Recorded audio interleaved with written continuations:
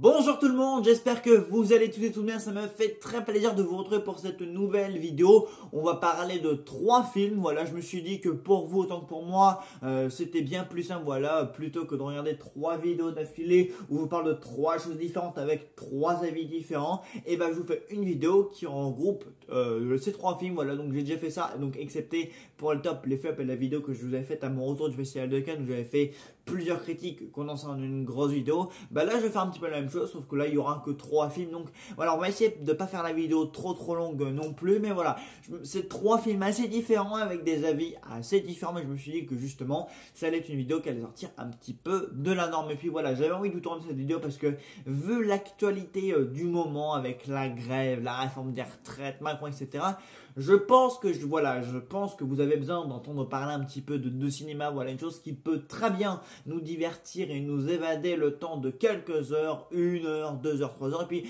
cet an dernier, il y a quand même beaucoup de choses, beaucoup de bonnes choses. Bon, après, selon les goûts et les couleurs, on aime ou on n'aime pas, mais globalement, il y a quand même pas mal de bonnes choses à voir. Et donc justement, dans cette vidéo, nous allons donc parler de Scream 6, de The Whale et de Crazy Bear. Je vous avais dit, c'était 3 films assez différents.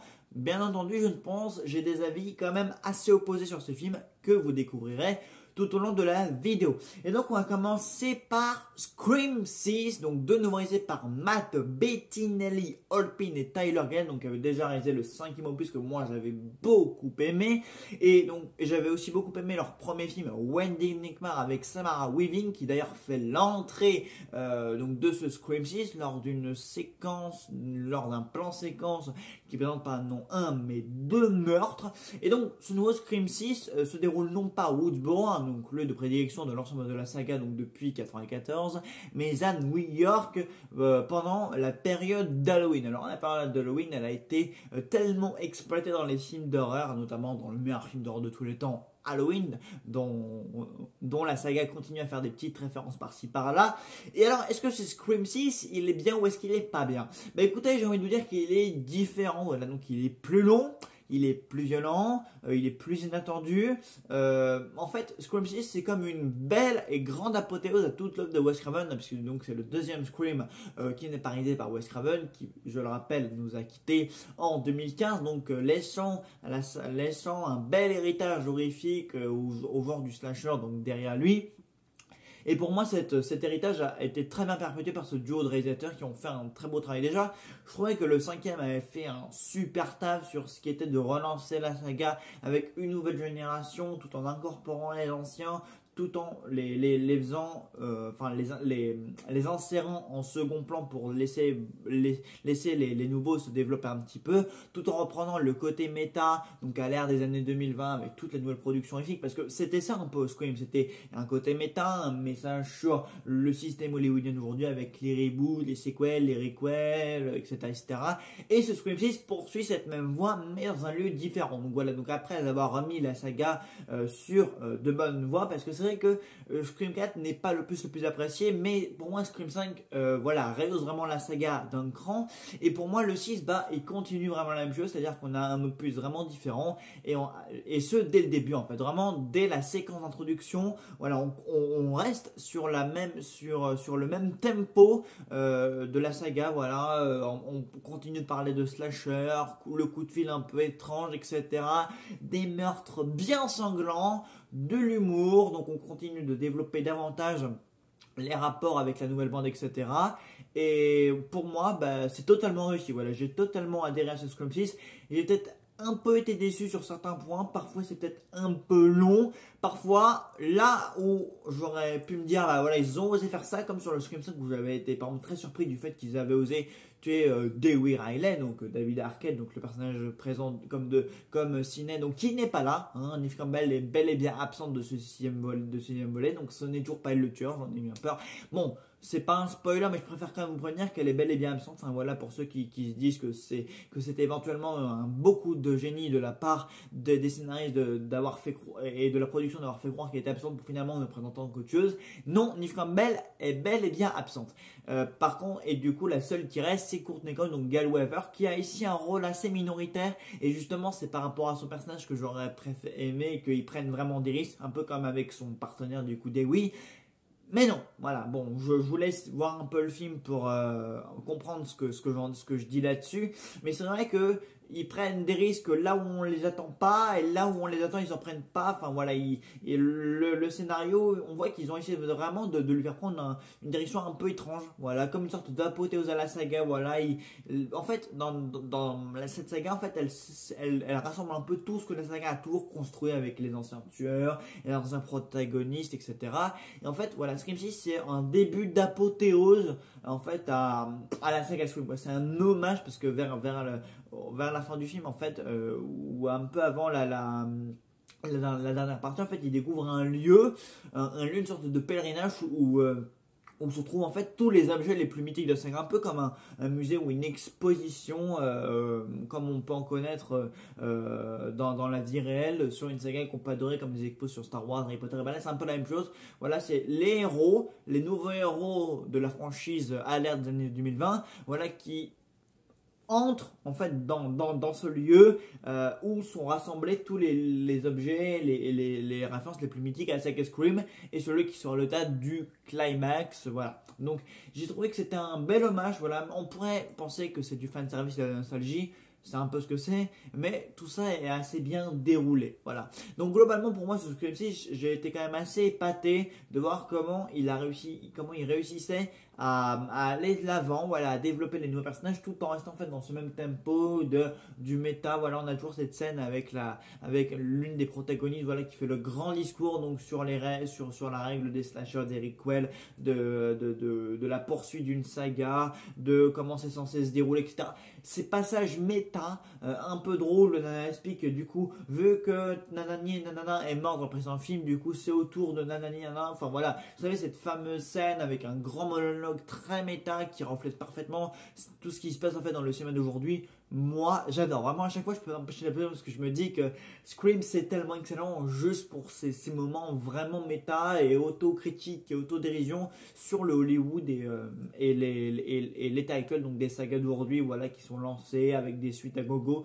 Enfin voilà, donc moi je trouve que vraiment même la séquence d'introduction elle est vraiment excellente, les meurtres sont excellents, il y a quand même des moments où on a vraiment peur, comme si Scream ça commençait à se prendre au sérieux, alors que de base c'est une saga hommage, humour aux films d'horreur. Et bah là, même dans celui-là, on a vraiment des moments de tension et des moments de peur. Voilà, on a des moments vraiment où on stresse, où on a envie de voir des personnages survivre, où on a peur pour des personnages, alors que le but de Scream c'est justement de totalement prendre tout ça à la rigolade et de nous dire ouais mais voilà quoi, elle peut mourir mais finalement il est ressuscité, parce que voilà il y a un but tellement ironique et méta derrière tout ça, qu'en fait Scream c'est une séquence qu'on ne prend jamais forcément au sérieux. Mais depuis le 5 il y a un truc qui s'est rajouté qui fait que par exemple pour la mort de Dewey, on pouvait voir beaucoup plus d'émotions et d'en mode putain ils ont osé le tuer que dans les autres Scream, quoi. C'est ça qui est dingue. Par exemple la mort de Drew Barrymore au début du premier Scream, c'était totalement pour justement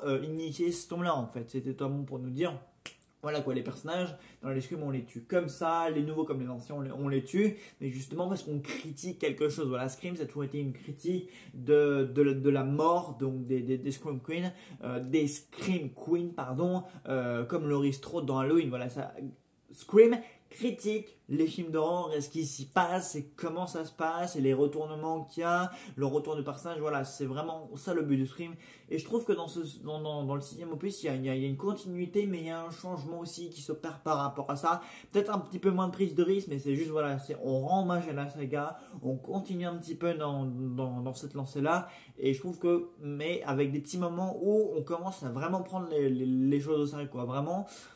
C'est ça que j'ai beaucoup aimé. Donc ouais, pour moi Scream 6 il y a quand même il y a des prises de risque là où on ne les attend pas, et on n'a pas là où on pourrait l'attendre. Voilà, mais je pense que vous verrez si vous avez vu le film ou si vous comptez le voir et que vous le visionnez, vous verrez de quoi je parlais et vous dites ah ouais il est quand même différent. Mais moi je trouve que voilà, le cadre est bien utilisé. Il y a une séquence dans le métro qui est vraiment excellente, tout le climax il s'étire un peu mais il est quand même assez bon. Donc ouais, pour moi Scream 6 c'est quand même une réussite. Je l'ai pas autant apprécié que le 5 que je trouvais vraiment bon, voilà, parce que c'est Woodsboro, parce que c'était typiquement c'était vraiment un hommage pur et dur au travail de Wes Craven. Mais là, Scream 6, j'ai trouvé qu'il était assez novateur, assez inédit dans sa façon de présenter les choses, de dérouler les choses. Voilà quoi, on a même une histoire d'amour. Enfin voilà, sur certains points, la saga commence à prendre un ton beaucoup plus premier degré plutôt que deuxième ou troisième degré quoi. C'est vraiment, autant Extreme, on avait l'impression de voir une sorte d'hommage un peu nanardesque, un peu moqueur, etc. Ou alors on a toujours pris Scream comme un plaisir coupable, alors que là on peut vraiment plus le prendre comme un truc beaucoup plus premier degré. Voilà. Donc, bah, écoutez, si vous êtes amateur ou comme moi, fan de la saga Scream, je peux totalement vous le conseiller. Je pense que vous allez adorer. Passons au suivant. Passons donc à The Whale, le nouveau film de Darren Aronofsky, donc qui fait plus parler de lui, donc pour le comeback en grande pompe donc de son acteur principal Brendan Fraser, donc grand acteur mythique de la fin des années 90 et du début des années 2000, notamment pour son rôle de Rick O'Donnell dans la mythique saga de film d'aventure La Momie, que je n'ai toujours pas vu mais je promets de me rattraper, et d'ailleurs si ça me plaît j'en parlerai, voilà, je lâche ça comme ça, vous en faites ce que vous voulez. Non, plus sérieusement, le film fait effectivement beaucoup parler parce que voilà, Brendan Fraser est un acteur qui revient de très loin et parce que sa prestation dans ce film est assez quand même touchante et émouvante puisqu'il y joue Charlie, un obèse morbide donc qui s'est mourant, qui veut donc renouer des liens avec donc sa fille et sa femme donc qu'il a abandonné il y a des années de ça pour son ancien amant aujourd'hui décédé donc à présent donc il croule, il se meurt,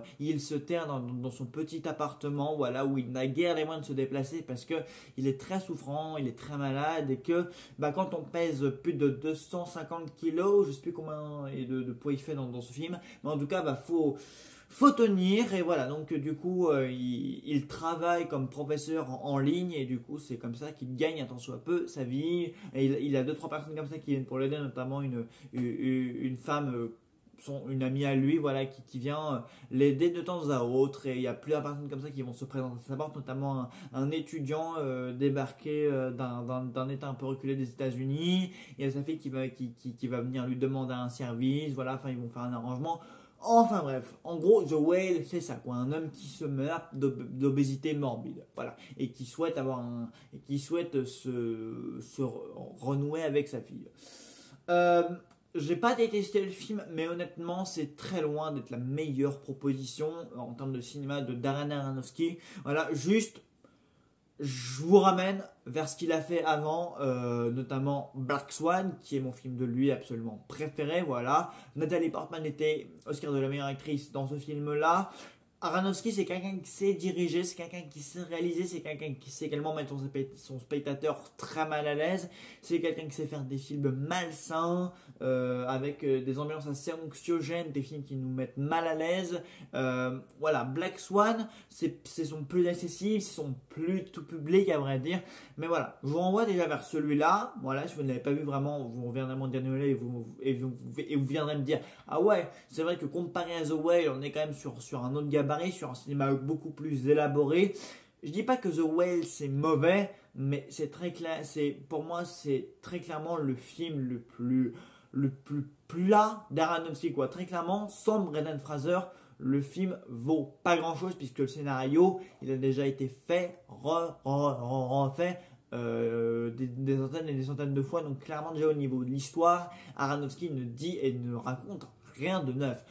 Peut-être que dans son cinéma, du coup, il renouvelle un peu son cinéma grâce à ce film, mais pour le cinéma, il n'a rien à apporter, alors que normalement, Aronofsky, c'est quand même un auteur qui a quand même beaucoup de choses à apporter au cinéma. Voilà, il a un style, il a quelque chose dans la caméra, dans la patte, même quand il raconte une histoire, qui met clairement mal à l'aise. Je vous renvoie vers son précédent long métrage Mother avec Jennifer Lawrence et Javier Bardem qui forment un couple, voilà, dans une maison un peu isolée. Il aime bien faire ça, Aronofsky, voilà, des films un peu isolés avec des couples ou des couples d'âge mûr ou des couples un peu jeunes comme dans Requiem for a Dream.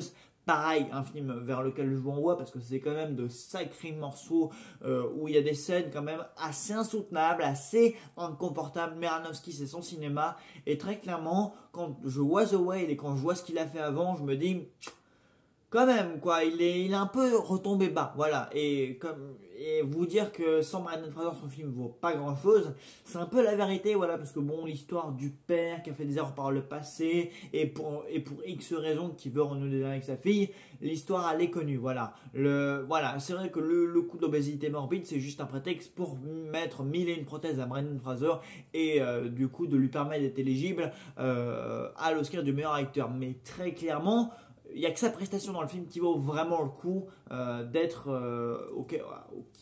à laquelle on peut vraiment porter attention, quoi. C'est vraiment le truc qui a vraiment de l'intérêt dans ce film-là, quoi. Voir Fraser mourant, affaibli, vulnérable, obèse. Il y a vraiment que, c'est triste à dire, mais il y a que ça en fait qui est intéressant dans le film, là. Le voir bouger comme ça, enfin à bouger, faire quelques mouvements, parce qu'à ce rythme-là c'est plutôt du mouvement. Enfin voilà, il a quelque chose qui lui permet de l'aider, mais voilà, il est dans un tout petit appartement.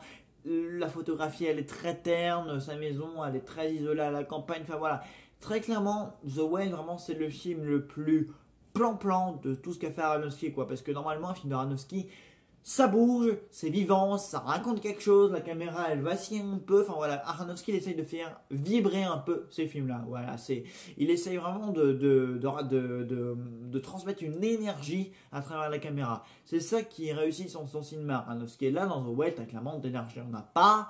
De la vie, il n'y en a pas, de la lumière, il n'y en a pas. Enfin voilà, Aronofsky, ses histoires sont sombres, mais ses films ont quand même beaucoup de lumière. Voilà, normalement, chez Aronofsky, on a des travelling, des chants contre, des plans séquences, on a quand même des trucs qui tourbillonnent. Enfin, ça bouge normalement chez Aronofsky. Tu vois, Black Swan, ça bouge. Voilà, ça raconte l'histoire d'un signe, c'est un film qui danse, c'est un film qui bouge, c'est un film avec une ambiance, c'est un film qui a beaucoup de choses, Black Swan, tu vois. Rien que la performance de Nathalie Portman, elle a quand même vraiment beaucoup de valeur. Et voilà, dans Black Swan, il y a beaucoup de métaphores, c'est très symbolisé. Enfin voilà, Black Swan, ça raconte énormément de choses. The Whale, ça raconte vraiment pas grand chose. Je suis désolé de le dire, ça va, à mon avis, va sûrement pas plaire à tout le monde. Mais j'aime beaucoup Aronofsky, vraiment, j'aime beaucoup son cinéma. Et c'est parce que j'aime beaucoup son cinéma que justement, je suis un peu déçu de ce qu'il a proposé avec The Whale.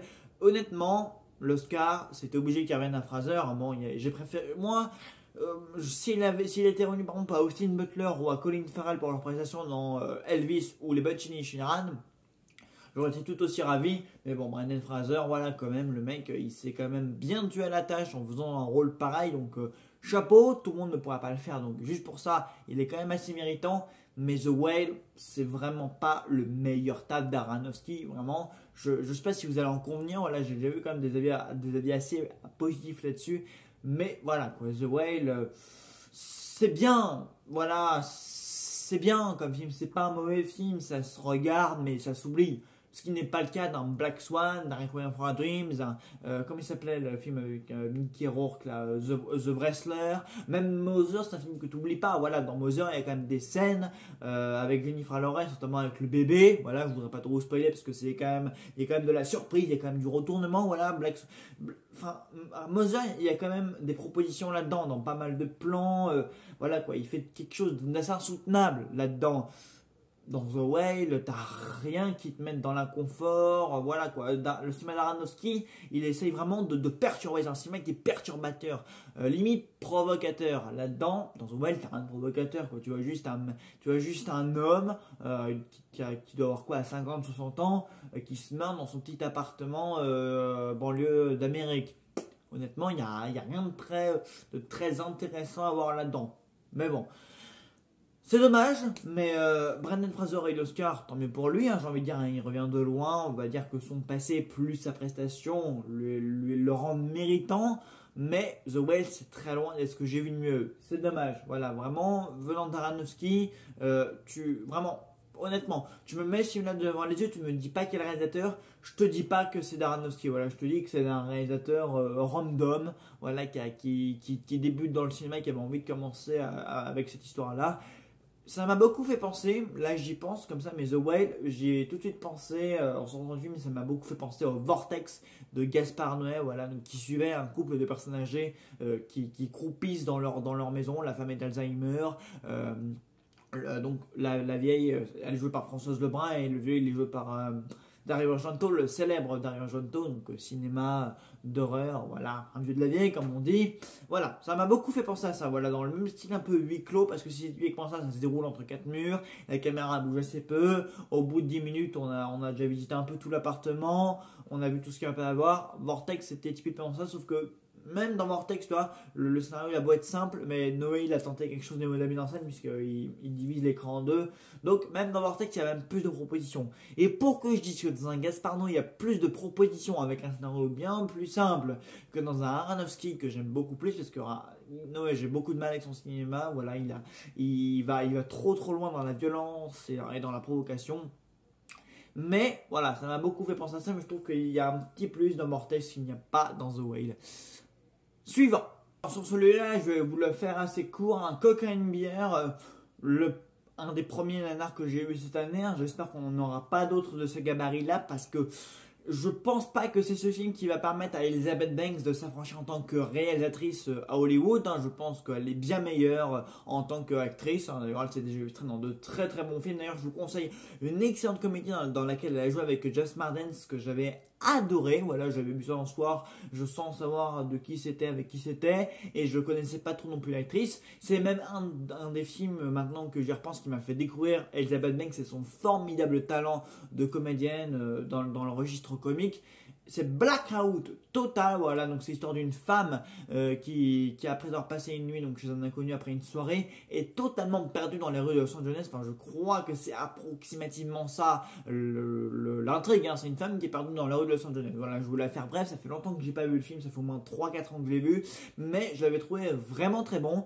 Et là, donc elle nous réalise un film qui s'appelle Cocaine Bear ou Crazy Bear. Alors beaucoup ont fait la blague avec ce qui est toute l'affaire à Pierre Palmade. Bon, je vois pas trop le rapprochement, enfin, si ce n'est la cocaïne, mais bref, passons. Alors apparemment, ce serait une histoire, ouais, voilà, d'un homme qui a laissé plusieurs tonnes de cocaïne dans la nature, et apparemment un ours s'en serait goinfré, ce qui l'aurait rendu meurtrier aux yeux donc de tous les passants qui s'aventuraient un peu trop loin dans la forêt et qui l'auraient rencontré.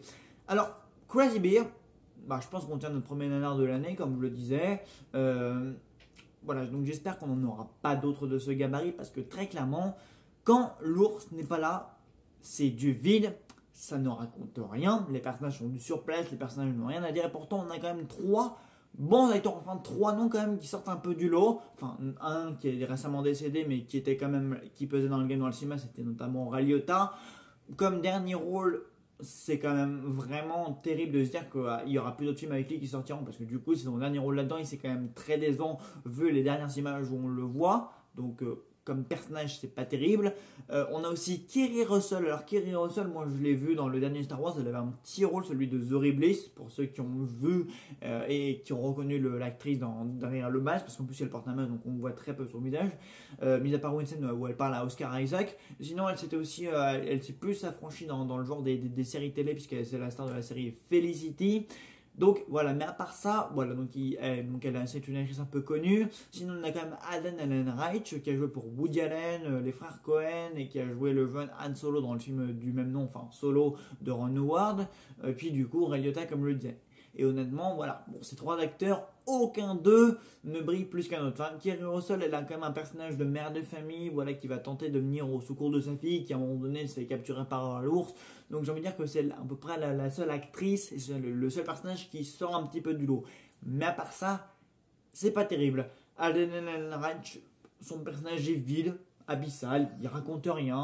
Apparemment, on nous dit à un moment donné que c'est un père de famille, qu'il a un fils dans un autre état, qu'il rejoint au milieu, oui, qu'il rejoint à la fin, oui, enfin je veux vous spoiler parce qu'honnêtement il n'y a pas grand retournement de situation à éviter de savoir avant de découvrir ou pas le film en salle, parce que je ne sais pas vraiment si vous allez vraiment vous orienter vers ça si vous allez en salle.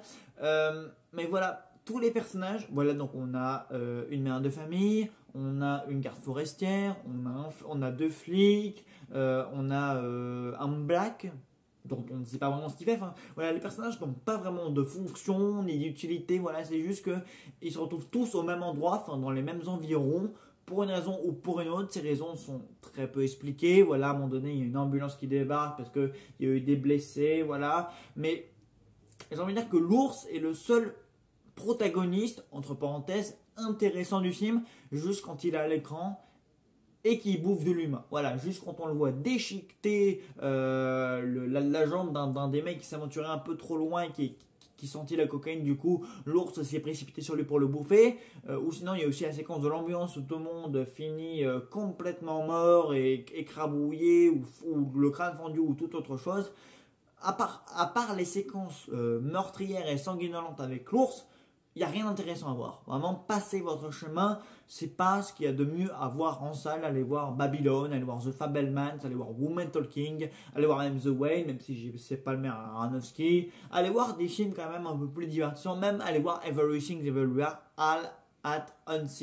À la rigueur, allez voir ça, au moins il y a quand même du divertissement. Bon, même si mon avis est très prononcé, mais au moins il y a quand même quelque chose de plus à se mettre sur la dent. Alors que Crazy Bear, c'est du divertissement sur quelques points, uniquement là où l'ours est présent. D'ailleurs, il y a aussi une scène d'introduction où un couple a le malheur de croiser la route, a le malheur de vouloir prendre en photo, parce que des ours comme ça en pleine liberté, c'est assez rare à voir, donc ils veulent le photographier. Sauf que l'ours, il massacre que la femme, et du coup l'homme se retrouve tout seul. Mais bon, c'est la scène d'introduction, et pareil, la scène d'introduction est l'une des meilleures du film, parce qu'il y a du coup cette scène de violence, et encore elle est filmée hors champ, on voit juste un bras à un moment donné retomber devant le mec pour bien signaler que la meuf s'est fait charcuter, mais c'est tout. Mais sinon, ouais, les personnages, ma foi, ils ont rien à raconter, ils sont pas développés, ils discutent de tout et de rien, surtout de rien d'ailleurs. Il y a toute une scène qui ne sert absolument à rien, où le personnage du flic a été dépêché sur les lieux, se retrouve bloqué en haut d'une caisse en pleine forêt. Il y en a deux autres là qui se retrouvent aplatis, parce que du coup ils sont en joue, parce qu'il y a une histoire de cocaïne dans le truc, et du coup cette cocaïne ameute l'ours, qui du coup s'endort sur l'un des mecs, donc sur Alden Ehrenreich justement. Enfin voilà, il y a vraiment des séquences comme ça qui durent longtemps, 5, 10, 15 minutes, même 20 minutes, je pense même sur cette scène là, et qui ne racontent rien. Là je me dis, waouh, c'est affligeant quand même, ce qu'on ne peut rien raconter en une seule scène. Et honnêtement, je ne sais pas pourquoi Elizabeth Banks s'est engagée dans cette idée, parce que peut-être qu'il y avait mieux à faire, hein, voilà, peut-être qu'elle a voulu rendre hommage à Robert Rodriguez, qui aurait peut-être fait bien mieux que ça avec un tel scénario, hein. Moi j'aime bien Robert Rodriguez, et je sais qu'il aurait été capable de réaliser ce genre de concept là, mais qu'il aurait été capable d'en faire quelque chose de beaucoup plus intéressant. Et là, Cocaine Bear, mon dieu, mais à part les scènes avec l'ours que j'ai bien aimé, parce que ça donne lieu à des gags. Bon, c'est violent, hein, vraiment âme sensible à se tenir, même si c'est du second degré. On a une grosse scène de massacre dans la cabane de la garde forestière. La garde forestière qui finit écrasée, écrabouillée. C'est dégueulasse, hein, c'est dégueulasse, mais ça nous plaît, parce que quand ces moments-là arrivent, on est content de les voir, parce qu'on se dit, enfin il se passe quelque chose de vraiment divertissant. Enfin, ouais. C'est triste à dire, mais les seuls moments qui sont vraiment plaisants à voir, c'est les moments où les gens où ils sont charcutés. Voilà, on va dire comme ça, parce que c'est charcuté, où ils ont le crâne explosé, le bras déchiqueté, la jambe, enfin bref, tous les membres du corps ils passent. C'est vraiment très drôle. Voilà, il y a la scène avec l'ambiance, la garde forestière elle est sur un lit de secours, elle finit la tête complètement écrasée sur la route, là un autre mec finit le bras complètement écartelé, le crâne fendu, enfin puis la conductrice elle finit par atterrir 3 mètres plus loin après l'accident. Enfin bref, c'est très drôle, hein, voilà, c'est très drôle. Il y a aussi l'ami de la fille de la mère de famille, donc jouée par Kerry Russell, qui est un peu drôle, parce qu'il il tient des discours qu'aucun gosse de son âge n'est censé tenir à cet âge-là. Mais c'est très drôle, voilà. Mis à part éventuellement les gosses et la mère de famille, il n'y a pas grand chose à en tirer de ce Cocaine Bear. Donc je suis allé voir ça par curiosité, parce que j'ai entendu dire que niveau violence, il y avait de quoi faire. Malheureusement, c'est des moments qui se font un peu trop rares et qui se laissent vraiment un peu trop désirer. Donc voilà, est-ce que je vous le conseille vraiment? Il y a, pour tout ce qu'il y a à voir en ce moment au cinéma, il y a quand même autre chose à se mettre sous la dent que ce nanar-là. Voilà, moi je vous le dis, c'est très loin d'être ce qu'il y a de mieux à voir en ce moment. Après, si vous aimez bien les bonnes comédies, que vous voulez vous détendre devant une bonne comédie de série B, etc.